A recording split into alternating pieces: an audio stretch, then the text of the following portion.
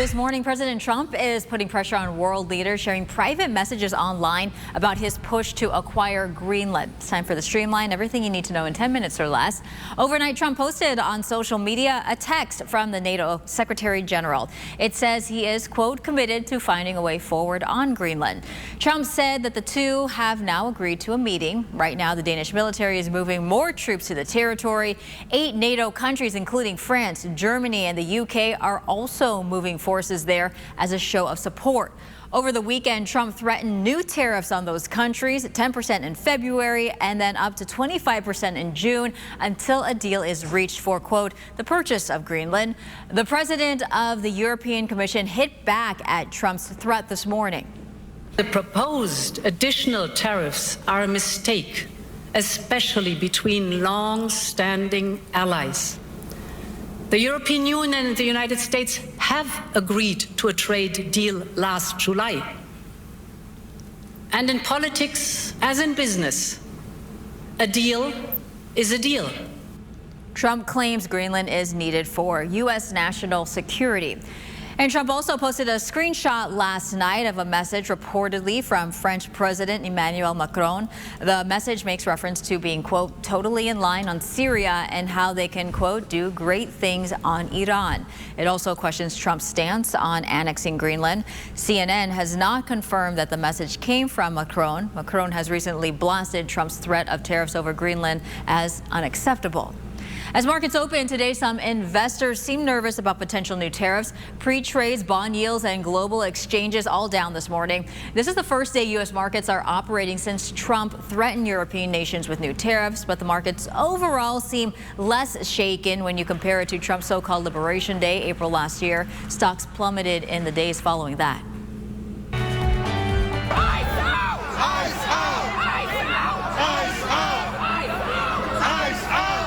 The Justice Department says it is investigating after protesters interrupted a church service in Minnesota Sunday. The demonstrators say one of the pastors is a local ICE official. Deputy U.S. Attorney Todd Blanche says this protest is a potential violation of the FACE Act. To quell protests, the Pentagon has ordered 1,500 active duty soldiers in Alaska to prepare for possible deployment to Minnesota. The death toll is rising from a high-speed train crash in Spain. Officials now say 40 people were killed and around 150 were injured. Several passengers are still missing. The train was headed from Malaga to Madrid when it derailed and crashed into another train head-on. It was going about 130 miles an hour. Crews are searching a section of the track that was recently renovated and may have ruptured, but it's not clear if that was a cause or a consequence of the accident. Officials say the train that initially derailed was relatively new. It passed the safety test just 4 days ago. A search is spreading across Portland right now for the gunman who shot 2 police officers overnight. Now, according to a recording captured on Broadcastify, one officer was shot in the arm and the ear. The other was hit in the leg. Authorities have blocked off a large part of the Lloyd district. It's a busy neighborhood that includes the convention center and basketball arena. Officials have told people in the area to stay indoors while armed officers search for the shooter. We still don't know a motive. And another manhunt is underway in Indiana. Multiple agencies, including the FBI, are searching for whoever shot Judge Stephen Meyer and his wife in their home Sunday afternoon. Lafayette police said shell casings were recovered at the scene, but said nothing about a motive or a suspect.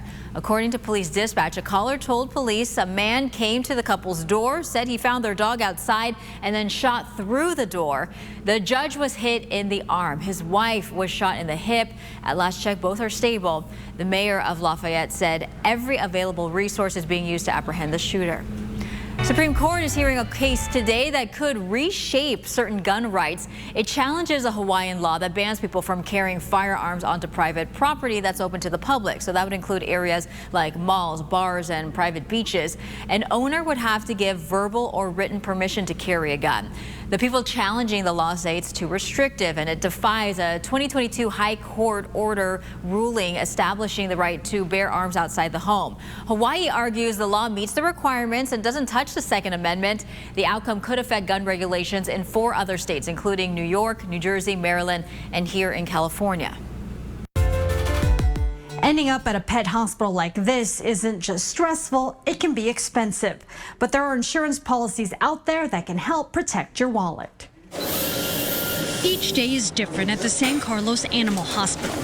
Patients come in for different reasons. No, it started about 2 years ago. We see everything from general maintenance to emergencies that come in, rattlesnake bites, hit by cars, sometimes bloat, cases like that. What remains the same, pet owners are responsible for payment of services, which can add up. On an average, ballpark figure, you're probably looking at exams anywhere from $70 to $100. Non-specialty, of course. You could look at, $1,200 to $2,500 for dental work. Vaccines, depending on what you're getting, probably anywhere from $25 to $75 per vaccine. But you can get financial coverage if you purchase pet insurance. According to the North American Pet Health Insurance Association, in 2025, 6.4 million pets were covered under pet insurance in the U.S. On average, the monthly cost of pet insurance for dogs is $52. For cats, it's $28. Ron Westberg is the practice manager for the hospital. He says pet owners need to do their homework and read the fine print before purchasing a policy, because not everything is covered, as some policies only cover preventative care, while others only cover emergency care. And often there are exclusions. Certain companies will have breed exclusions. So if your particular breed has a known genetic flaw somewhere, they may not cover that. Lori Mariano experienced this firsthand. She purchased pet insurance for her German Shepherd. She was pretty healthy. Our pet insurance did not cover preventative or normal routine things, only kind of out of the normal type of things, kind of accidental things or strange occurrences or illnesses. And as she got older, they ended up dropping their coverage because the premium kept increasing. She was like 13. Her premiums were almost $1,000 a month.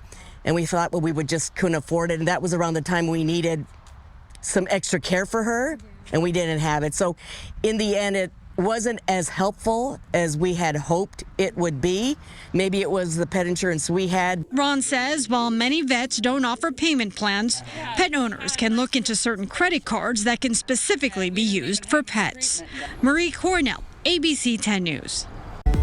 Did you catch the game last night? The Indiana Hoosiers capped off one of the most remarkable undefeated seasons in college football history. They beat Miami 27-21 for the national championship. Indiana carried a 10-0 lead into halftime. Then Heisman Trophy winner Fernando Mendoza put it away in the fourth quarter. Fourth down late, and he bounces into the end zone to give the Hoosiers a 24-14 lead. What a play. One of two amazing fourth down plays he made on that drive alone. Mom and Dad loved it. Miami would score a late touchdown to cut the lead to 3, and then the Hurricanes had one last chance with about a minute left, but Carson Beck's deep pass is picked off. They are going crazy in Bloomington. I doubt they've even slept yet this morning. The Hoosiers are your national champions. What a game.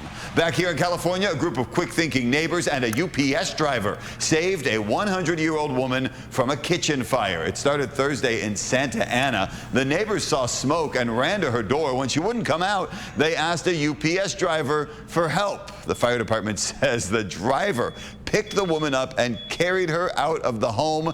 The fire spread into the attic before the firefighters put it out. So I guess you could either say the UPS driver delivered, or now we know the answer to the question, what can Brown do for you? But that is an amazing rescue. That's your ABC 10 News Streamline. Everything you need to know today in under 10 minutes.